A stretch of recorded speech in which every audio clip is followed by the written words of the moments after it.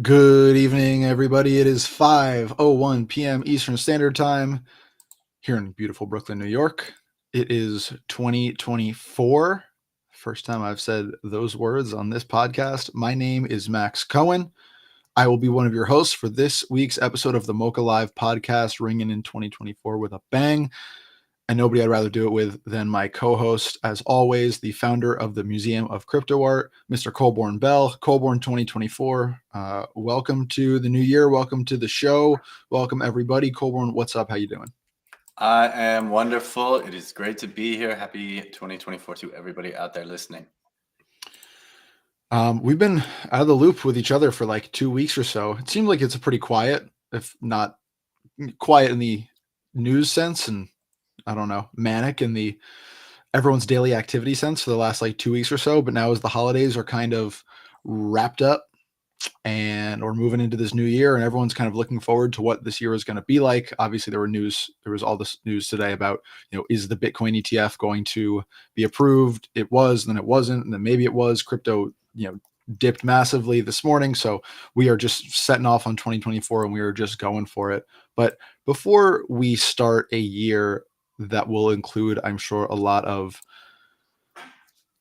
let's say, extreme reactions to the positive and negative, I thought we could just talk today about some resolutions we had for the coming year. And I'm thinking like personal resolutions, professional resolutions, resolutions for all of crypto art.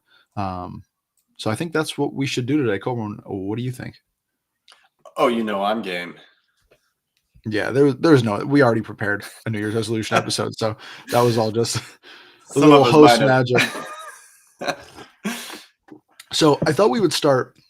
Well, let me ask you, what do you think we should start with? Should we start with our personal New Year's resolutions, our professional resolutions, or Yeah, our hit me crypto art hit me with resolutions? your personal, and let's break it down. Okay, cool. This one was the easiest to kind of figure out. It's something that I've thought about for a long time, which is just pay more attention to the art that I like.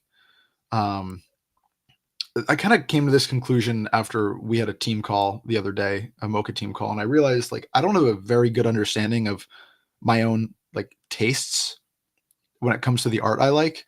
There's things that like command my attention because they're so different, and I think that's why throughout 2023 I was drawn to these like larger scale performance art pieces, um, and maybe it's because there's so much art that I'm being introduced to every moment on Twitter, everywhere. I mean, my attention is scattered into a million different places, but I'm not paying enough attention to what I actually like. I'm just gauging that I like something and then kind of moving on.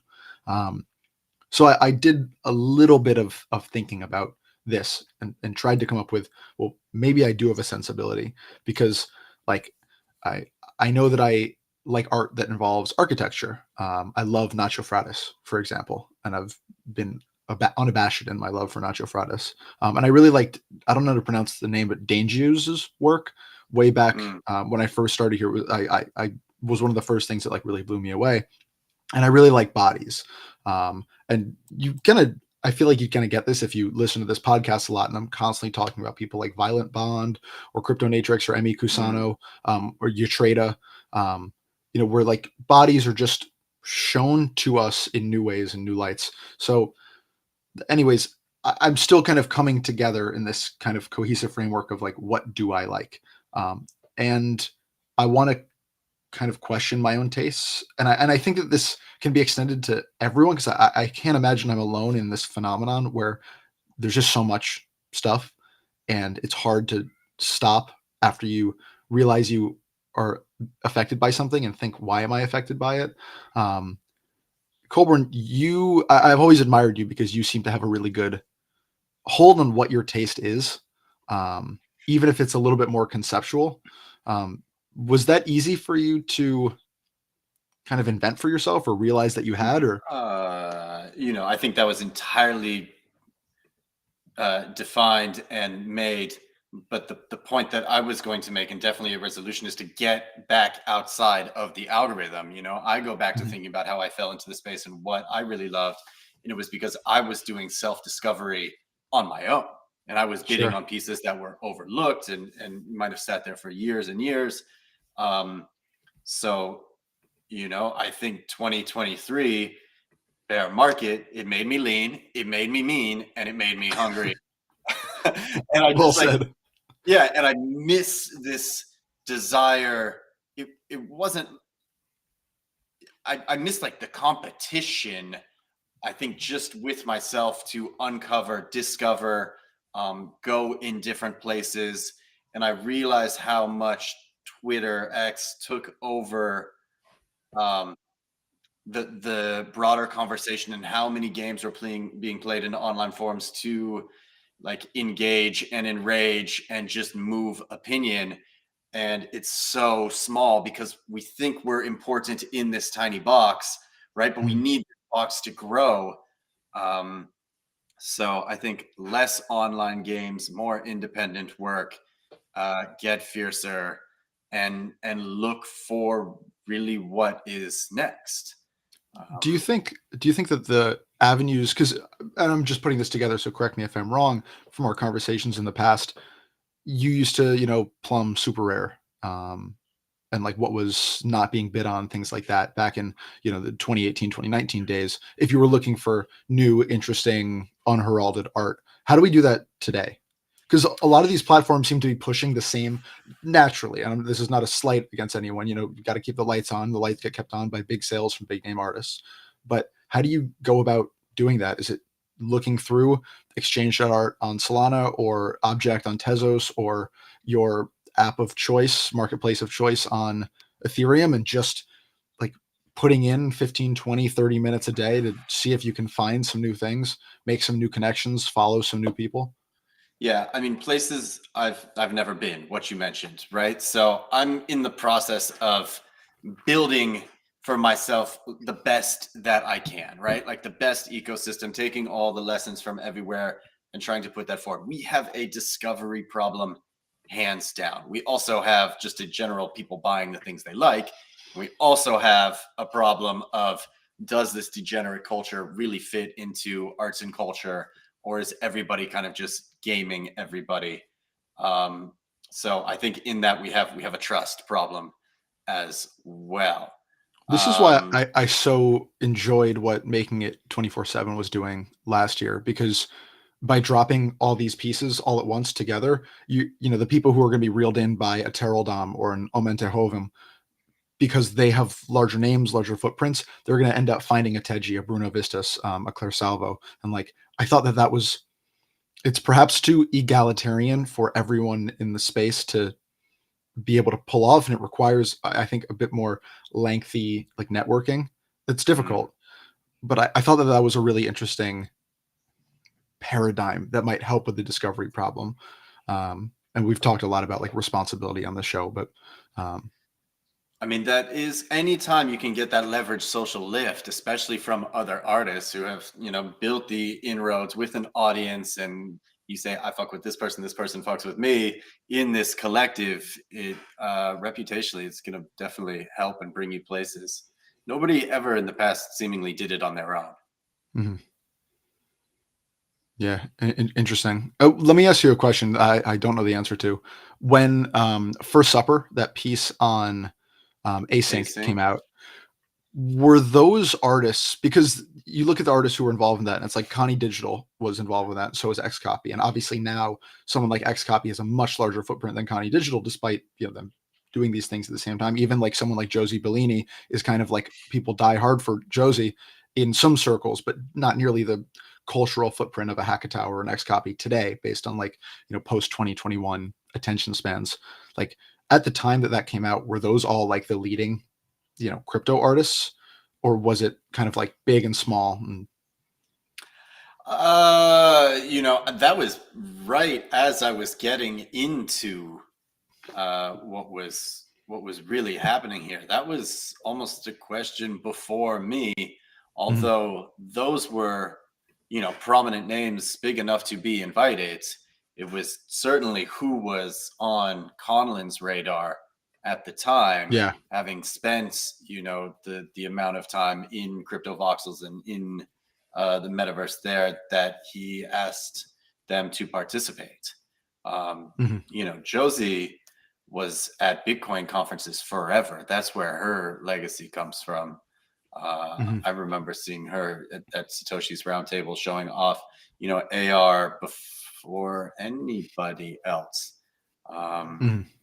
so that is it's real crypto art for me. Everything now is it's a bit of a wash. So it definitely has to like clarify, purify, and that's kind of on us as well. If I asked you today, as opposed to when you started, what crypto art is, I bet that definition can go all over the place. Yeah, for sure. And that's kind of the heart of this resolution of mine, and probably the last I'll say of it. But like, I think in the 2 years since I've been here, the amount of things to pay attention to and the amount of sub movements has only grown. And I have to imagine that in the 2018, 2019 era or earlier, less people, less different directions, less independent bubbles of communication.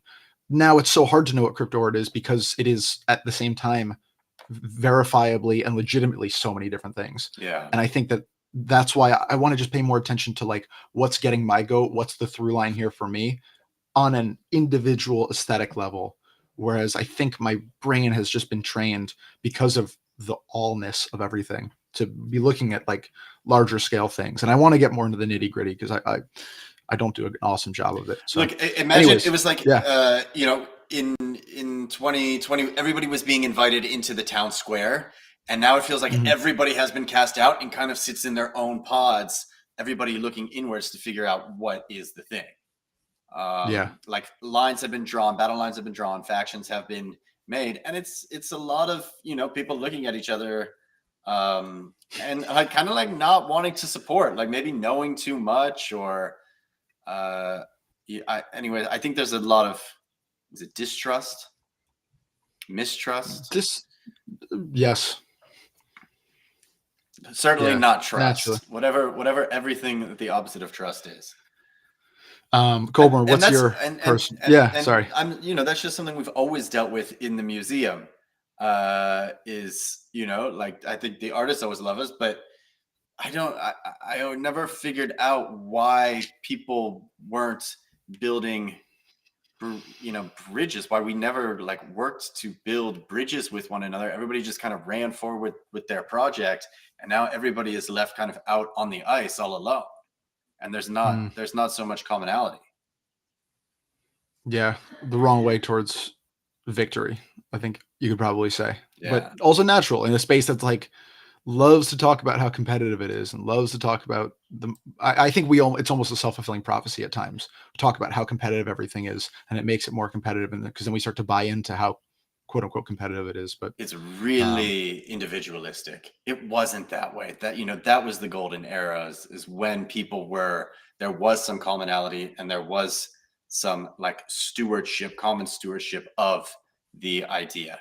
And now but it's is it individualistic because it has to be or because we've been fed this not I by any think one I think person but that's just what perceived scarcity does, mhm. especially when markets are coming down. So many, people rush in, people take what, as much as they can, and then they head for the exits.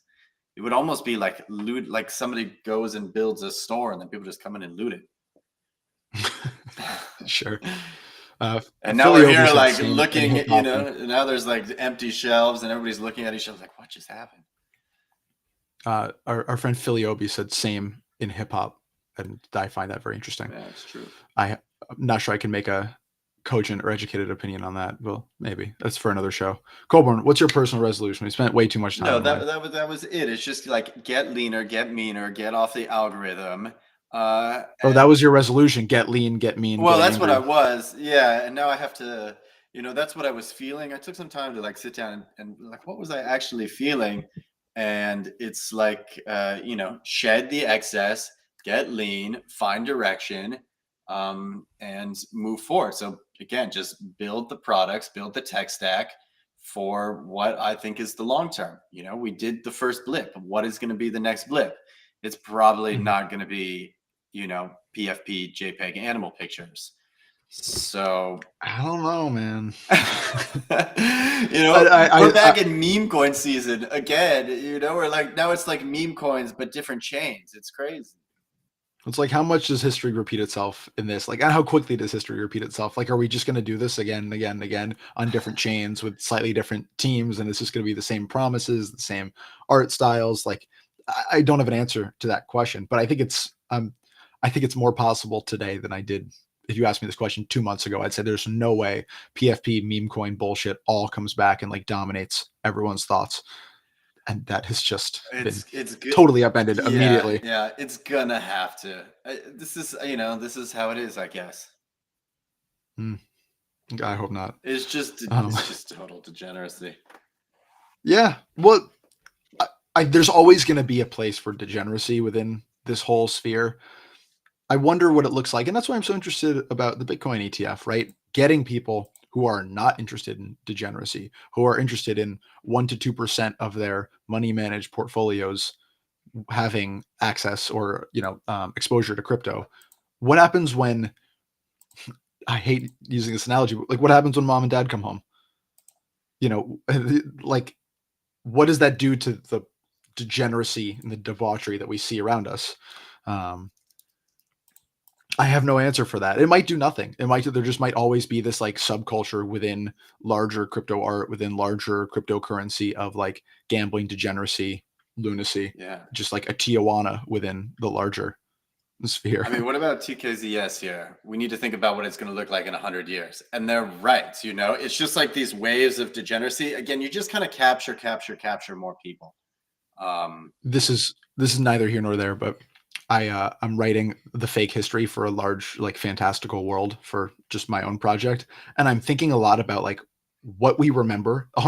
Just on this comment, like what do we remember from 100 years ago? Like how much intrigue do we remember 100 years ago? 100 years ago was like the Teapot Dome scandal. You know anything about that? Of course. Um, yeah, it was like the U.S. government was like licensing out, I believe, like Native American reservations at like really cheap prices to friends of I'm not sure if it was Coolidge or Hoover, one of those the 1920s sequence of three presidents, Harding, Coolidge, Hoover. I don't. Anyways, the point is, like over 100 years, things get so flattened, right?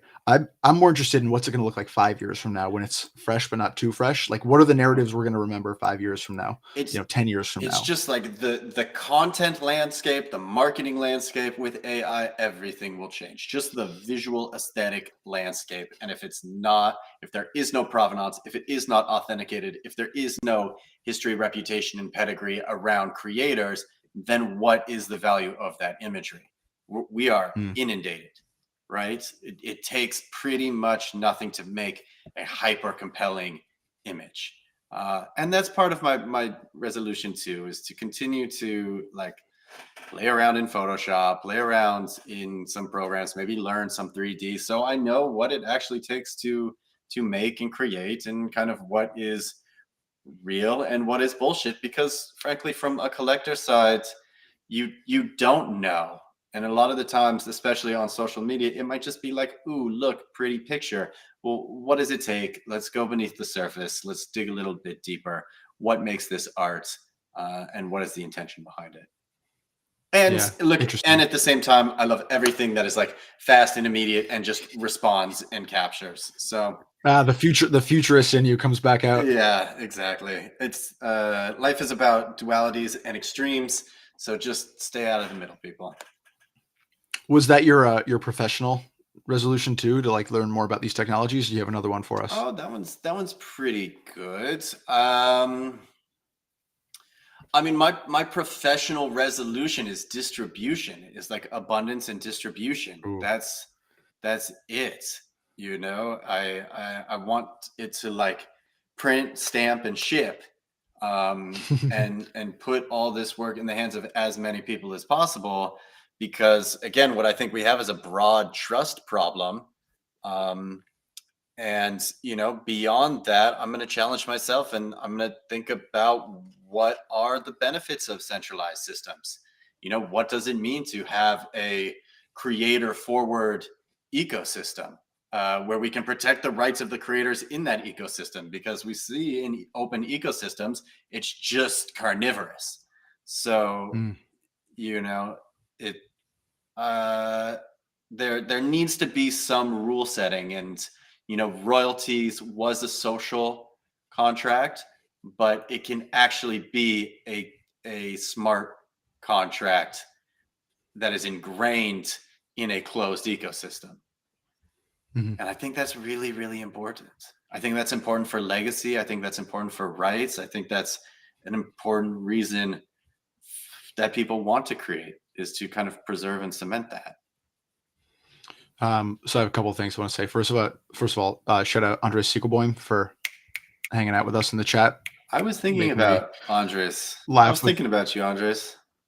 What's up, Andres? We were thinking about you. Yeah. Um, the other thing I wanted to say on the royalty thing is that I've seen this as a powerful reason why so many artists are moving to Solana, is that royalties can be enforced on chain there.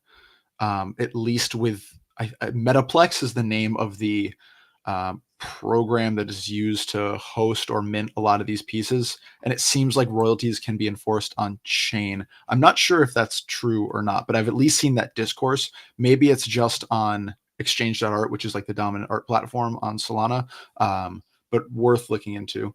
I Yeah. I would but your just say, comments made me like, go yeah, forth, be fruitful, and multiply. Like, go everywhere.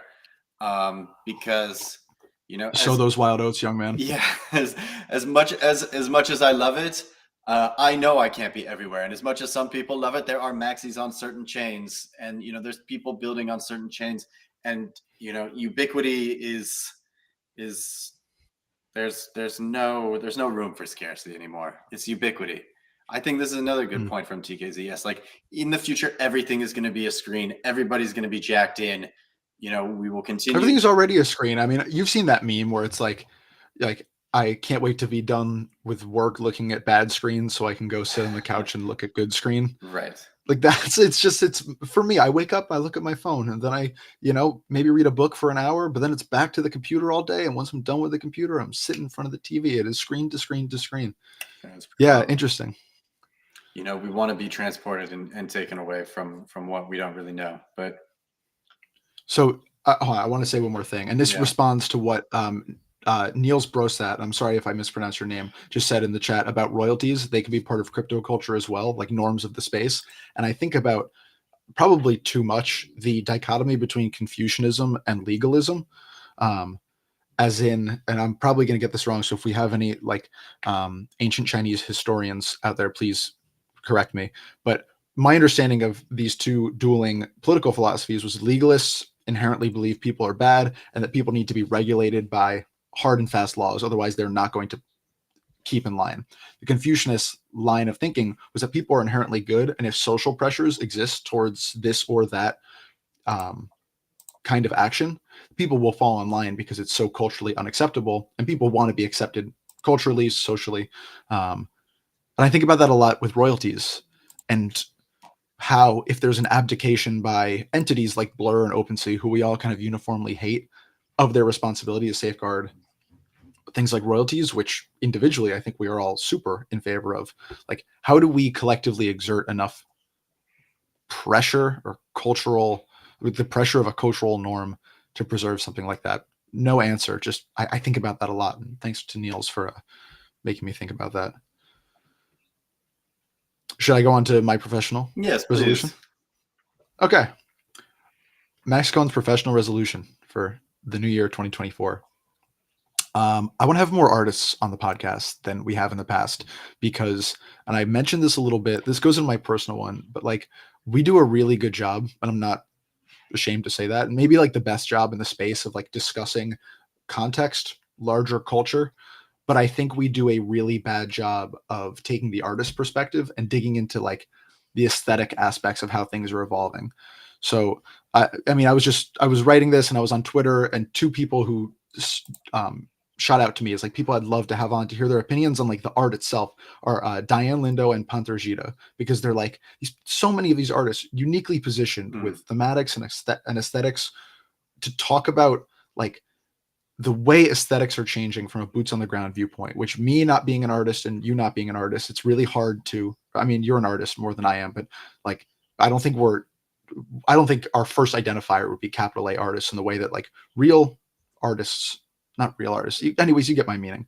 And I want to know more what artists are seeing, thinking, feeling, because I think I've been neglecting that part of crypto art, which was something I really wanted to not do when I first started here and kind of lost the thread.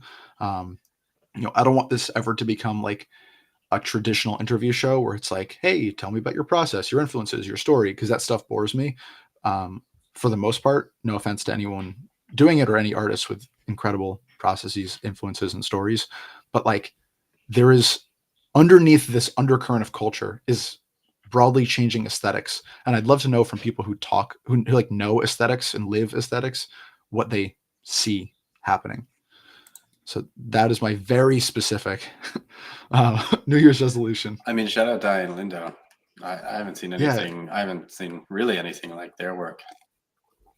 I've seen one Beatrice Ramos piece that makes use of stop Yeah, motion, the one we yeah, have in the museum, Pink yeah. plus Pink. But otherwise, in terms of like tone, mood, like I mean, mastery of that form, that is wild.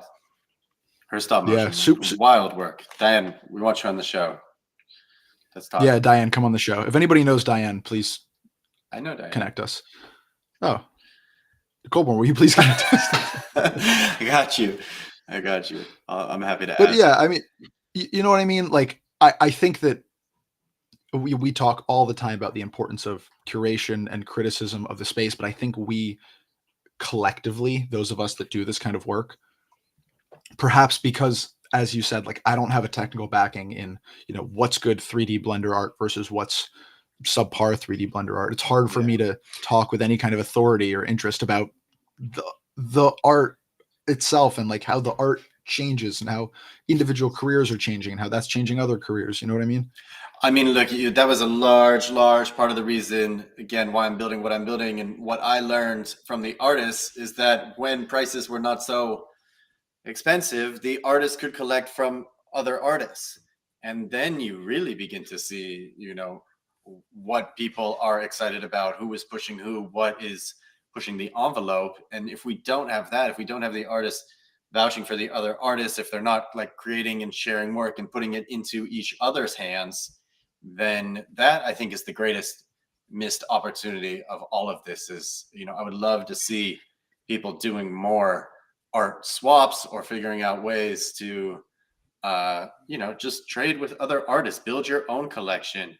That's what so many people were, like Coldney Robness, Matt Kane, incredible eye, the aesthetics, like you have a vision for what this space can be, and that gets incorporated into a collection. Now, the saddest part of most of this is, and there's no expectation that they should, but there are incredible collections out there, really like unspoken of, not looked into, nobody's interrogated these people. And maybe that's something we should do. Maybe we should go to these incredible collectors and who are artists and say, like, let's go into your collection.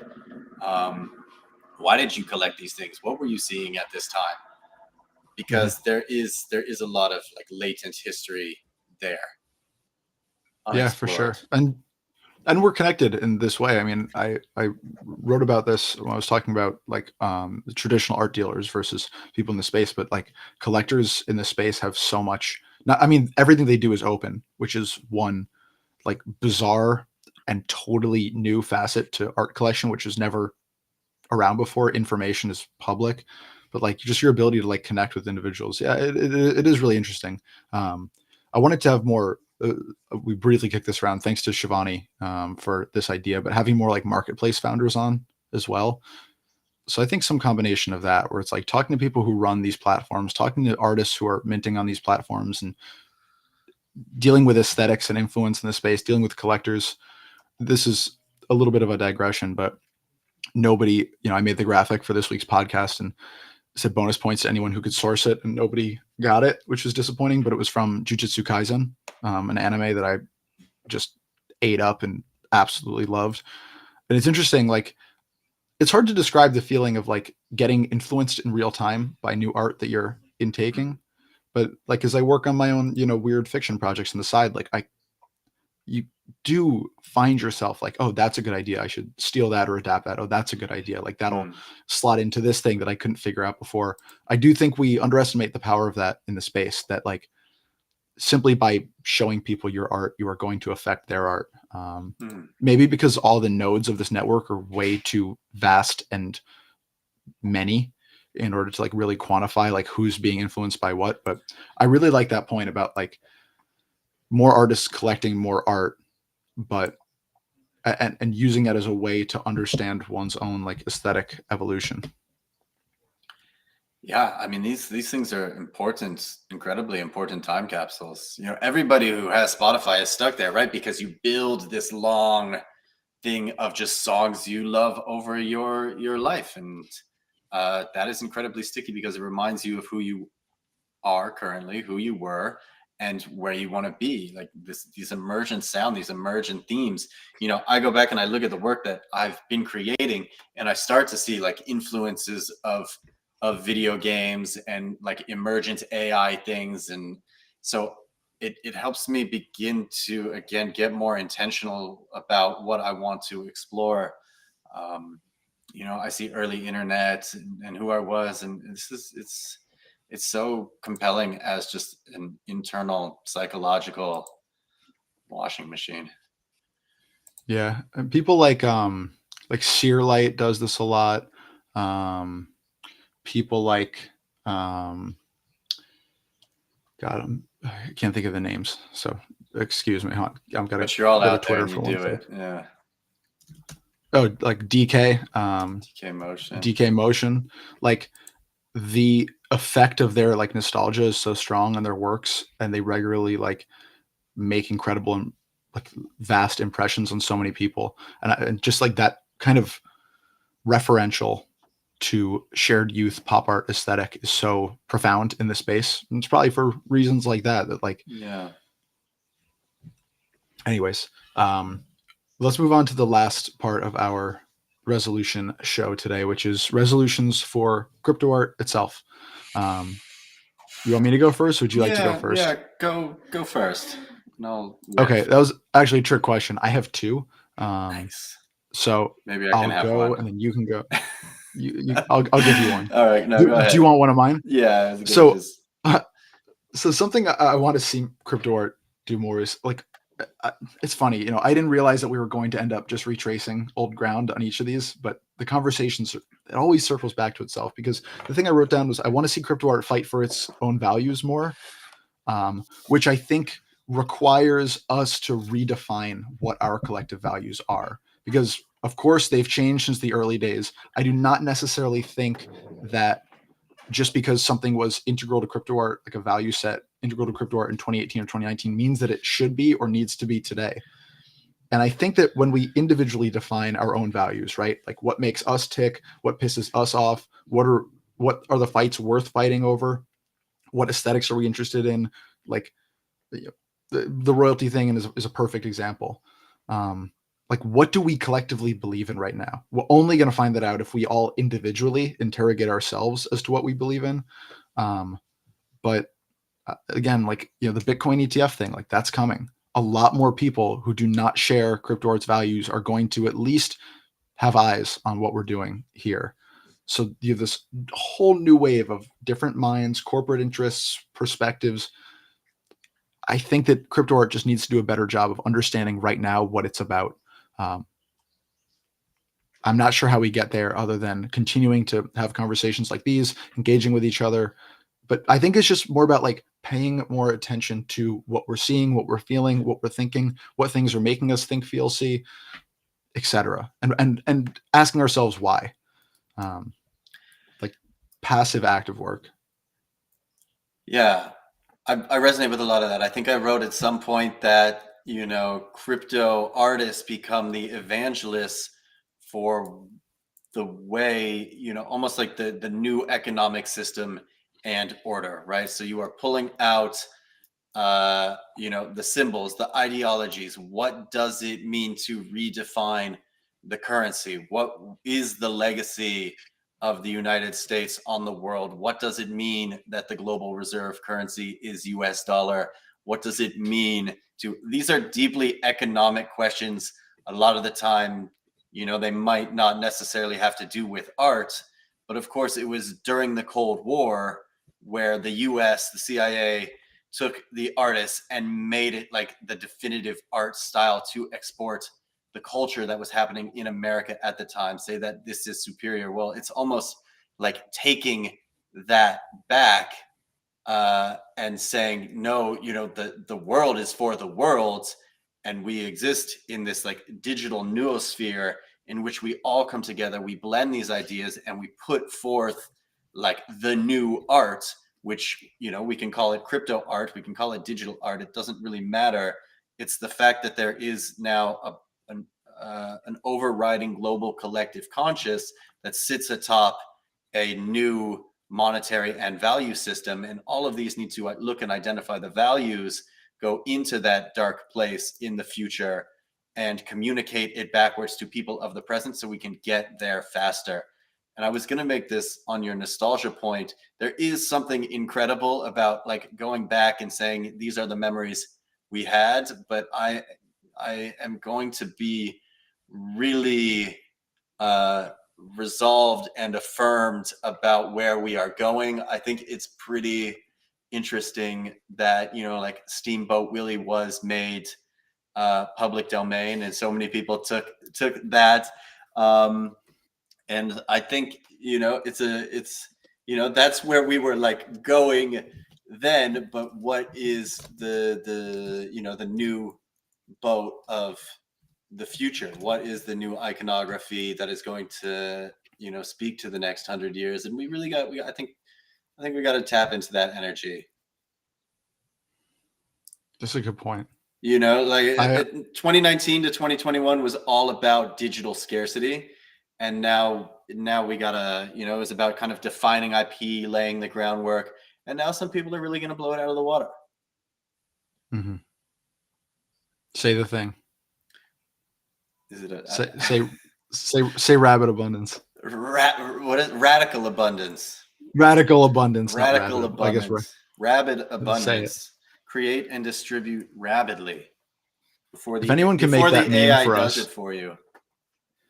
If anyone can make that meme, the Bart Simpson meme, where someone turns around and is like, Bart, say it, and he's like sadly like radical abundance, and then the whole crowd cheers.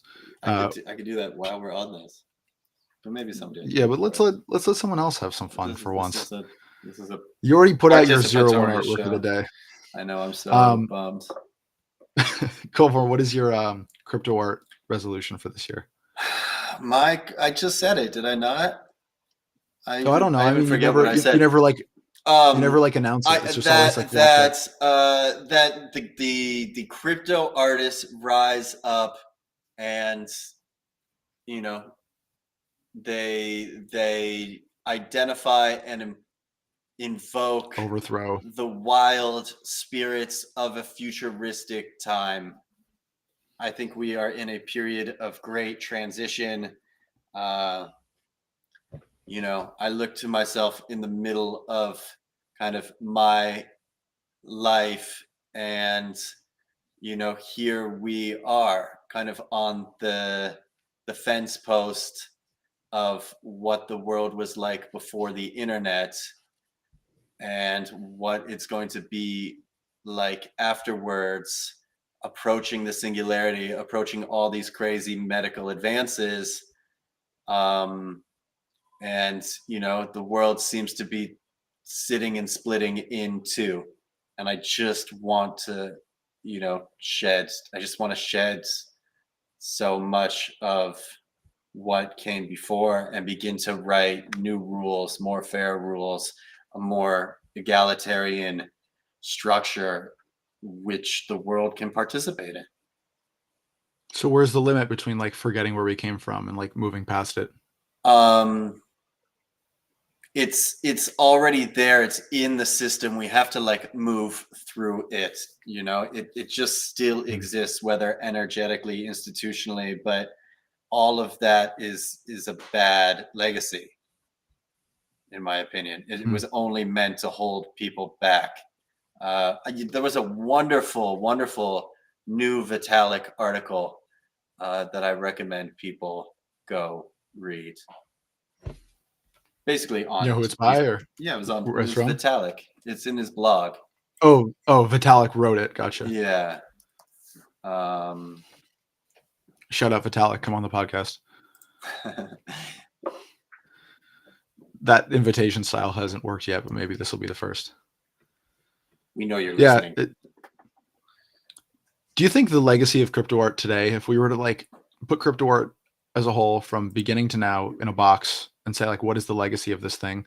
Do you think it's the innovations that were created at the beginning, or do you think it's the abdication of No, those I innovations? think it's Bored Ape Yacht Club. I think realistically, you go ask people what it is, and it's it's monkey pictures on Jimmy Kimmel, and Mhm. that was our moment in the sun, right? And that was like the culture tending toward the mediocrity of the moment, right? So we did a moonshot, we got sucked back down to earth. Um, it's what is like a great, and this is so stupid, but I don't know if you've seen The Simpsons where Homer goes into space and then he saves everybody on the space shuttle by like jamming this rod through this door that was shaking on reentry, and then they come back and then they throw a parade, not for Homer but for the rod that saved everybody. So it kind of like makes me feel like that, at the end of the day we're just celebrating the rod, not the actual people who went to space. Mhm. Interesting. I needed some more time to unpack that and Yeah, find it's so parallels, but that's stupid. absolutely hilarious. Okay, I'm gonna hit you with my last pseudo resolution for crypto art for the year, which should come as no surprise to people that listen to me or listen to this podcast. But I just want more conceptual art in general. Um, the art which hit me the hardest in 2023 was that which was not confined necessarily to a frame or to one frame. Um, there's a reason that people are still talking about Sam Spratt's Monument game and the narrative that came out of that. There's a reason people are still talking about Matt Cain's contractual obligations narrative. This kind of like community involvement, high stakes, higher stakes, broader intrigue. And I want to answer a question of how can that be achieved by more artists who have more limited means or less attention, right? That feels really important to me because if we can answer that question, it opens up what is to me the most interesting part of crypto art right now, these layered, multifaceted, kind of multi-medium performances that include art but are not, or include visual art but are not necessarily relegated to just visual art. I want to know how we can make that more accessible to more people. And I don't have, like everything else, I don't have an answer yet, but I think if you can unlock that, you can really provide a spark in the imaginations of a lot of artists. Maybe if we decide to do a fundraiser again, instead of asking people to submit in a square, we should ask them to submit like a self-portrait, and then we should do one of those like school photos where everybody is kind of lined up. I love the idea of, again, trying to continue to facilitate the largest collaborative thing where everybody is represented, because that is the power of this medium, is being able to kind Mhm. of compose and create digitally. I think if anything, we've been great, like so super proud of it for just like continuing to try and bring people together, um, in the little way that like we could with just like the Stella Bell Dystopia Utopia show. I think everything we're talking about is really just like, we gotta return to that. We gotta return to what does it mean to come together, to build together, to show work together, to create together. I haven't seen a collaborative work from two artists in what feels like years, Mm. and that blows my mind. I think the last one Yeah, I I saw mean, was Panther, Cheetah, and Die with the Most Likes, and that was a while ago. WG Meets was doing some 0-1 collaborations with people, but again, like That's it's so few true. and far between. Yeah. Like it, it's few and far between because the incentives don't seem to be there on a large scale. But The sum of, collectors need that. We need to see that the artists are coming together, that it's like, I want to do this with this person. And that goes back to my point in the beginning is in the beginning when there was like some cohesion, everybody got ripped kind of apart back into, and it felt like there was, everybody had a piece of the puzzle, but I don't have the same closeness and relationships as I did then. It just feels like there's a lack of cohesion. People. but I think so like the market, right? The attention market does not believe that the whole is more than the sum of its parts, right?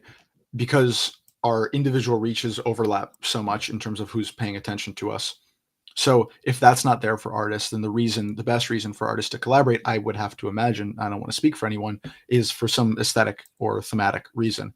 But it's hard to figure that out if we're not, again, back to my original point, on trying to understand on a really nitty gritty specific level what's making us tick, what's pissing us off, what we want to explore in our own work, what we like, what we don't like. And I don't think we just do enough of that in general. And we're certainly not vocal enough about it. There are certain people that like I'm trying to make a concerted effort. This is small and stupid, and I don't want any congratulations for it, but like I'm trying to make a concerted effort to like just retweet art that I like when I see it. That's going to allow me to go back and see in the future what I liked. It's not going to, I'm not necessarily in the position to like reach out to people and be like, hey, really loved your work, like this for X, Y, and Z reasons. I'm not in a position to necessarily write about it, but just like, I want to see more sharing of other people's work. And then that's going to just, again, help us recognize what we are individually about. And then from there, it's like, oh, I really like, I don't know, I like this, like, kind of anime pop arty aesthetic. Maybe I should try and include in my own work someone who's really good at that, et cetera, et cetera. Should we get out of here? That sounds like a good idea. Colbert, any last words before I do our little read and then? No, I mean, I love this new format where we get interaction during the conversation. That's super cool. Thank you for everybody that showed up and joined us. We do this every week. Shout out Restream automatically starts a Twitter space where people can talk to us, which is sweet. Yeah, that's I don't amazing. have to like beg. Yeah.